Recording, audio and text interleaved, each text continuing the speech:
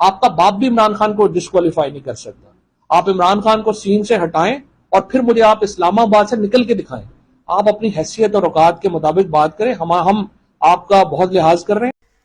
नाज़रीन, क्या पहचाना आपने इस शख्स को? ये वही फवाद चौधरी है जो बड़ी बड़ी बड़कें लगा के जिसने आज इमरान की पार्टी का पट्टा गोल करके रख दिया है कि हम उस वक्त कहते थे कि इमरान को किसी का बाप भी डिस्क्वालीफाई नहीं कर सकता।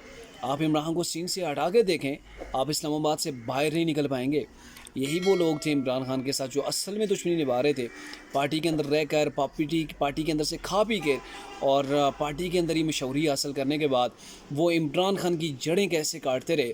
और जब मुश्किल वक्त आया, इमरान डिस्क्वालीफाइड भी हो चुके हैं और अभी उनकी पार्टी के ऊपर जब मुश्किल वक्त आया तो कैसे तितर बितर हो के सारे जो है वो एक एक करके भाग रहे हैं, आपने भी देखा।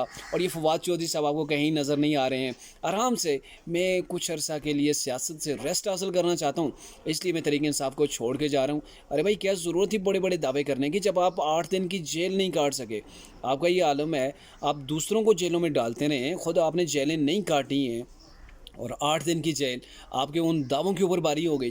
आप दावे करते थे कि हमारा जीना मरना इमरान खान के साथ है, हम जो है वो सबसे पहले खड़े होंगे फ्रंट के ऊपर, पहले हमारी लाशों के ऊपर से गुजरा जाए।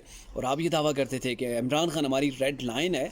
पता नहीं 7-8 दिन जेल के अंदर गुजारने के बाद इन लोगों की रेड लाइन कैसे जो है वो चेंज हो जाती है।